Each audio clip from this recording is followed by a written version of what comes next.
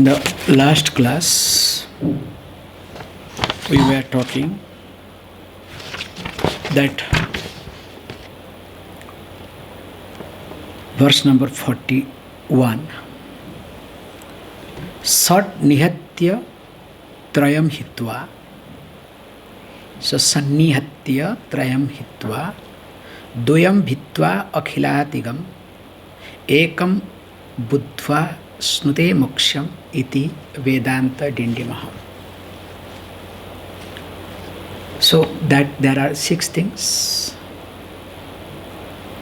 which starts with the kama. So kama, krodha, lobha, moha, mada, mascharya. So in English what we put as desire, anger, greed, delusion, arrogance and jealousy. So these 6 things have to be destroyed, eliminated. Trayam hitva. So one need to grow out of, one need to get rid of 3 things. So that we saw not gunatrayam, but here is 3 asanas. So all the desire put together was divided into 3. One is putra asana. So progeny through which we want to survive. Vitta asana, wealth, security. And the final was called lokeshana, vitteshana, lokeshana, putreshana, vitteshana, lokeshana, lokaha, different fields of experiences. And duyam bhitva. So the duality to be destroyed. And how to be destroyed? Through bhagatyaga lakshana. So what is the duality? Duality is not that seeing universe as different. No, here main duality is, so you can see the God, see the creation different. But if you see God as different from you, that is more dangerous. So here duality means seeing God as different, that there is difference between Jiva and Ishvara. Me, the individual, and the totality. Stands for Ishvara, the God, the Creator. So that to be destroyed how? Through the bhagatyaga lakshana. So through that, once it is being destroyed, then automatically the person understands one, that which exists only one. So ekam buddhva, ekam brahman buddhva. So when the person understands that non-dual Brahman, definitely for that person moksham asnute. That is what called moksha. Because wherever there is duality, there is fear. Because whenever you create a difference, that difference only creates fear. Have you not observed this point? With reference to anybody, anything. Suppose you are working in a corporate world. So in a corporate world, if you become different, you try to be, nobody becomes different, they try to become different. So when you try to become different, then automatically do you develop some fear, some sense of loss, some challenges or not? That is how all about it. In a relationship also. The moment you create a difference, automatically there is a sense of loss. There is fear. So of course, when it happens in our day-to-day life, transactional life, what we call as ephemerical life, definitely it will happen something also from the absolute standpoint, paramarthika standpoint. So here very nicely, wherever there is duality, there is fear, there is death. And wherever there is non-duality, there is freedom, there is liberation. So that is being highlighted here. Let us read the next verse. Bhitva sadpancha bhitvacha bhitvatha sadpancha bhitvatha chaturastrikam doyam hitva srayedayekam iti Vedanta Dindima. He says, look, ekam ashrayet. So ekam that which is one, the one reality, that which is non-dual, one reality, Ashrait, may one take shelter in that oneness. So why do you want to take shelter? That means you have to do something, or you have done something. A refugee takes shelter. Why? Had to leave the country or had to run away from the country. So like as I was saying, a refugee, who becomes a refugee? The one either has left a country or was forced to leave the country. Somehow has to leave something. Then only takes refuge. So here you want to take shelter. You want to be a refugee. That too in one's own self. That means you must have done something or you are forced to do something. So if you are forced to do, definitely that is not growth, that is not healthy. But if you do out of understanding, definitely is better. And what is that? He says, the first thing he says that Shat Vidva. So when he says Sat Vidva, so one need to get rid of 6 things. So what is that 6 things? We say Shad Urmi. So Urmi means infirmities. So these are the terminology we use. Shat Urmi, Shad Urmi. And what are they? Janma Mrityu. So Janma Mrityu means birth and death. Then comes Kshuddha Pipasa. So hunger and Pipasa, thirst. Shoka Moha, sorrow and delusion. So these 6 always continues. And as long as there is, let us say, this body,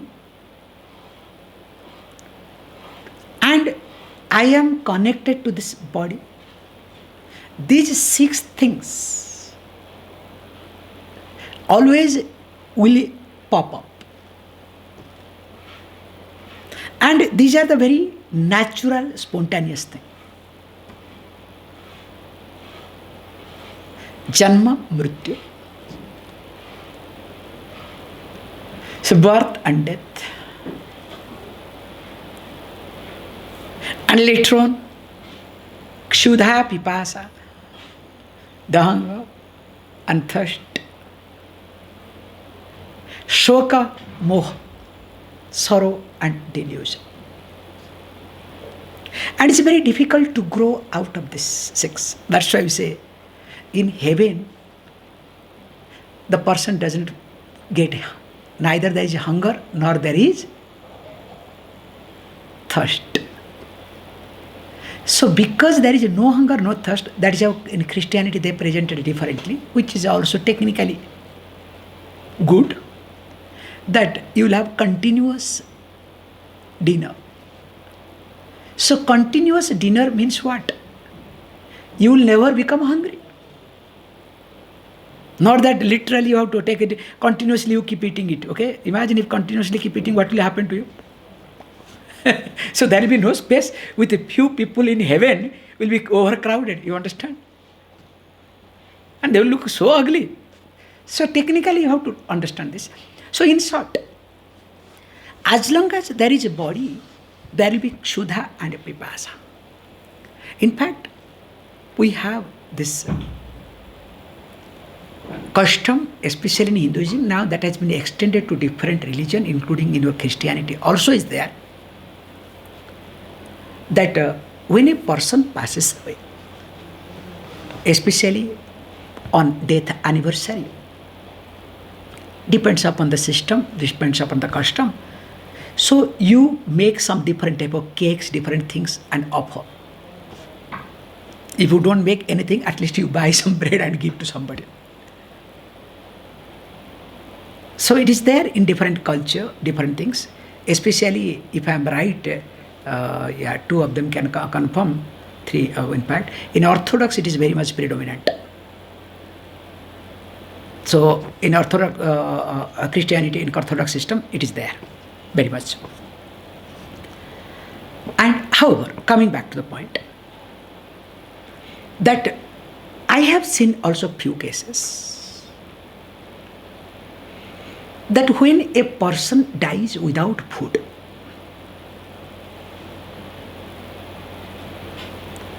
after death the person looks for food.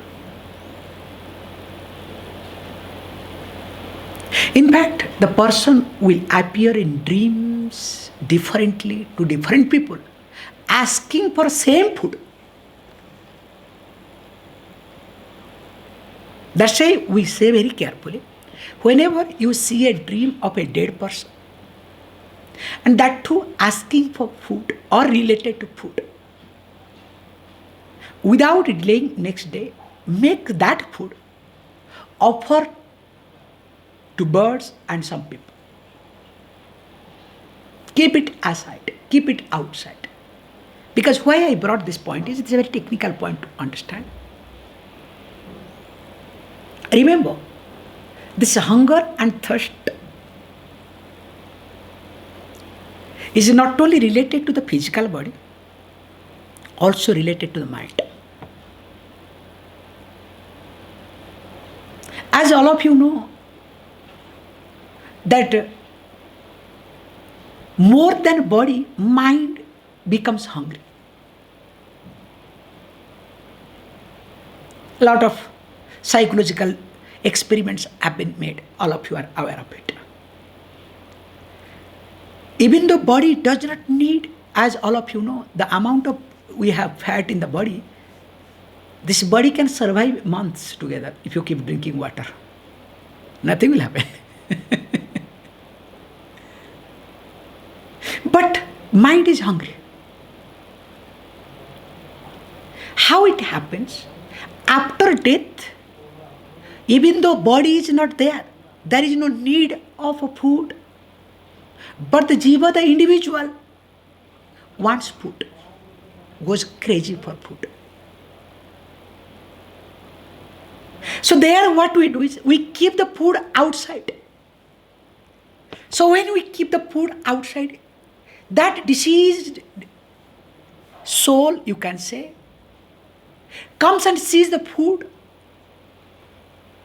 and tries to eat but cannot eat because there is no physical body, there is no hand, and slowly mind gets satisfied.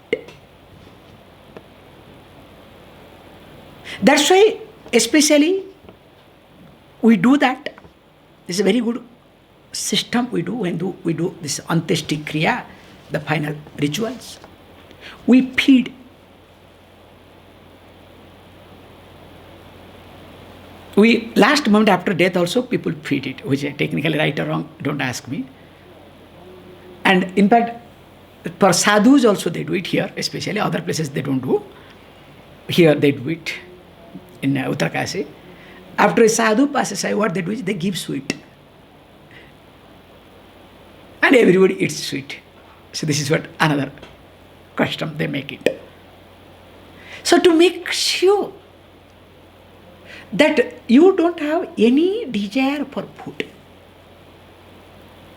Because this food and water, this hunger and thirst, being the integral part of this body and mind, that has to be managed very carefully. And it's not that easy. That's why he says, Shat Vitva. So one need to get rid. How to get rid? There are a lot of processes, in fact.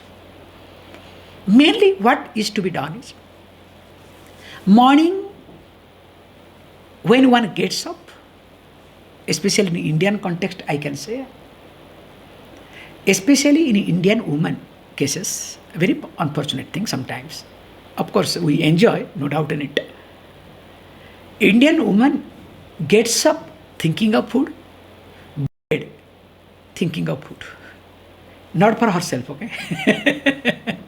Don't think that for herself. What to cook tomorrow?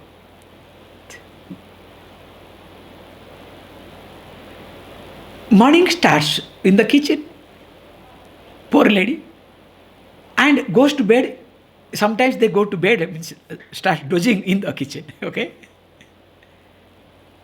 24 hours busy only in thinking what to cook, what to serve, how to serve. In one way it is good, they are healthier, mind is more healthier than the so-called, corporate people, working ladies. However, let me not get into the different things altogether, because you will kill me. Swamiji, you come back right time, blame us, okay? No, I am not like that. But here, what is happening is here, food is something natural to all of us. We look for it. But I should not get up with the thinking of the food, what should I eat, what should not I eat. Whatever comes on the way, eat. Oh, Swamiji, that's good. So if it comes non-veg things, will you eat? It comes on the way. First of all, why you allow that to come your way? You must have a choice to divert it very carefully. Okay? But one need not be really so, because whatever is good for this body, one should eat. One did not waste time. What is being highlighted? Then only, that's why we have a lot of upasanas related to that. Especially, we do this annopasana. With this, I'll go to the next. Annopasana, we do it. When a person does annopasana, by default, that person will not have any problem with reference to food. In fact, the person will not have any problem with reference to three things. Neither with reference to food, nor with reference to clothing, nor with reference to the shelter. Somehow or other, these three will be taken care. If these three are taken care, will the person be worried in life? Will feel any insecure in life? Swamiji, we all have these three, but still we are insecure. That is your problem, not my problem, okay? Please hold on to your insecurity. Enjoy your body yourself. That's not my problem, okay? Please continue. So we have different type of upasanas to manage. The most critical one is called hunger and thirst. And of course, janma mrityu. So janma mrityu, these two, janma means birth, death and death. Death is nothing but fear of sense of loss. And of course, sometimes mrityu also fear of geriatric problem. So when there is sense of loss, so there is fear in me, automatically the birth also comes, the new beginning. So this is completely psychological. Because whether you like it or not, the body has to fall. In fact, we say, as long as there is death in this body, remember, as long as the cells are dying, that long your body is healthy, yes or no? If the cells do not die, what will happen? Let us say it starts bulging, it starts growing. Is it healthy for you? So in fact, as long as there is death, that long we are on our toes. Thank God. Imagine if there is no death. That's why all the demons are being portrayed in Puranas. The day they get born, they do all sort of practices, all sort of austerity, all sort of, japam, to please especially either Lord Shiva or only two people, okay? Lord Shiva, sometimes Brahma. To manage to be alive forever, immortality. The day they are blessed with this, not necessarily really immortality, extended immortality. Or extended mortality as immortal. Okay, that's a better word. Extended mortality called immortal. So if other person are living for 100 years, 200 years, so these people can live for 5,000 years. This is the difference, nothing else, okay? Or 5 million years. But the moment they know that they are going to be alive for long, or according to them, forever, they become the worse. Just look at yourself. If you are sure that everything is being taken care for you, there is no sense of loss at all. Will you become arrogant or not? And the more you become arrogant, the more you are a devil. Remember, arrogance is nothing but that sense that of this demonhood in you. Don't look for demons. Don't look for devil. The more I am arrogant, the more I am a devil for myself and others. Because the arrogance is so tough in me. That is what one has to be very careful. And of course, this Janma Mrityu. That's why thank God Mrityu is there with us. Even though, in spite of Mrityu being shadow to me, you know how I am stupid. And imagine if there is no Mrityu, what will happen?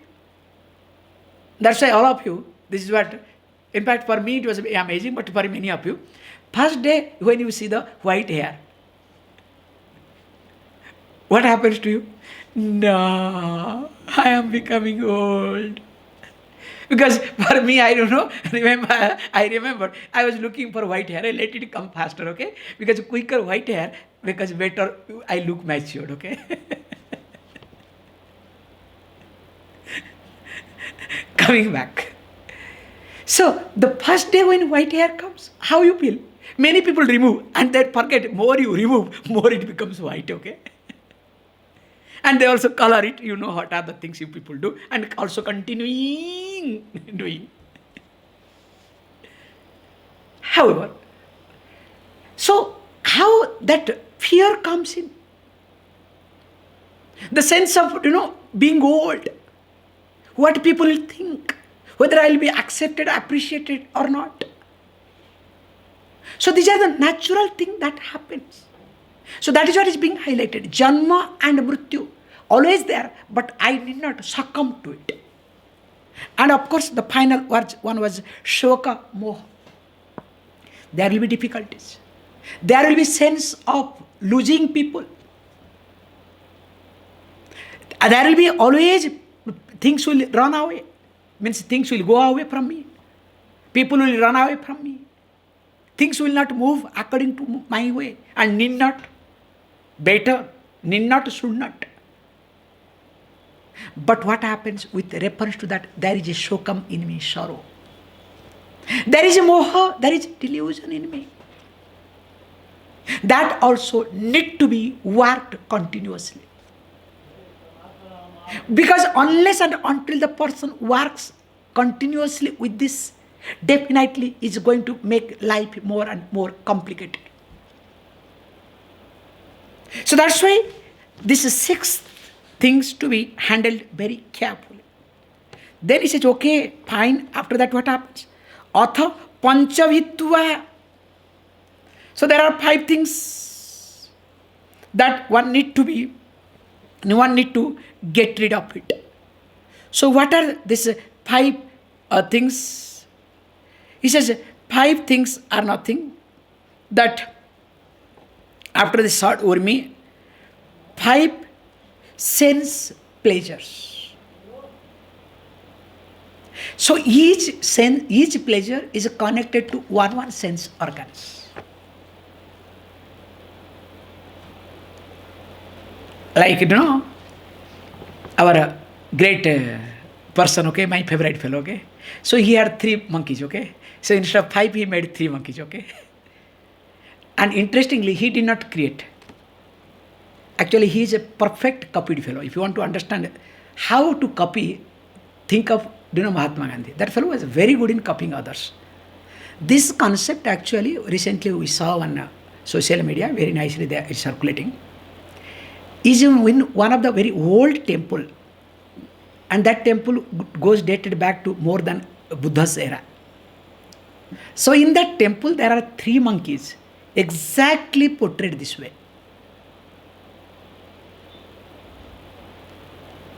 And who knows, this fellow might have seen there and copied it and marketed it.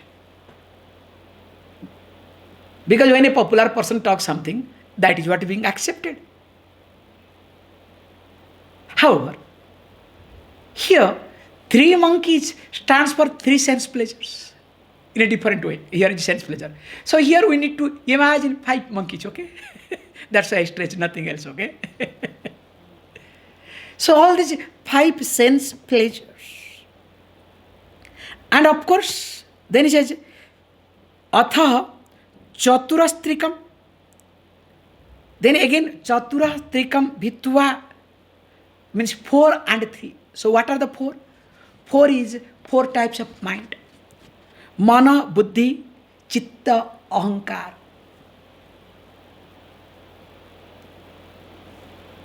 So this Antakarana, the inner instrument, has got 4 things. So what are they? So these are the things called mind, decision making faculty, memory, and finally Ahankara, the ego. This also need to be very carefully handled. And next one is 3. So what is 3 here? Because it goes, 6, 5, 4, 3, 2, then finally come down to 1. Can you see how nicely is being talked? So 3 here, he says beautifully, that 3 stands for Desha, Kala and Vastu. Generally, we are attached either with reference to a place or with reference to with a time, given time, or a vastu, object or person. All our association, all our attachment connected to Desha, Kala and Vastu. And this Desha, Kala, Vastu creates complication in our life. So also that is to be handled. Then finally comes 2, giving up 2. So what is this 2? So 2 means there are 2 types of creation, because don't bring duality again and again, okay? Because in the previous verse we had brought duality, okay? So again if you bring duality, so definitely that doesn't look nice. So here is 2 types of creation. So I have one external creation and I have another called internal creation. Now I need to get rid of these 2 also. Many people get rid of external creation, but there is so much diversity in internal creation, you cannot talk to them, you cannot really handle those people. They are more dangerous. At least if there is diversity in external creation, at least you will contribute something to society. You are somehow a contributor. Whereas imagine, there is no external diversities or creation for you, but only internal. You are completely confused. Only confusion is the end goal for you, nothing else. So that's why both external and internal creation to be got rid of, to be resolved. Then after resolving, then what happens? He says, look, hitva asrayat ekam iti. May you take shelter in one. Can you see this point? Because all the time we are either in 6 or in 5 or in 4 or in 3, if after all these things doesn't work, finally we are stuck in this 2, in short. So when I am taking shelter either in 6, 5, 4, 3 or 2, definitely I am not going to enjoy freedom in my life either. So may one take shelter into that one Brahman, and this is what is called Vedanta Dindima. This is the proclamation of the Vedanta Shastra. More of it we'll see. Please close your eyes.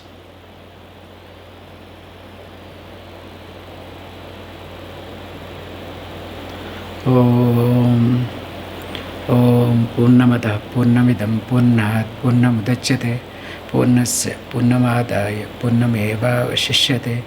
Om Shanti Shanti Shanti.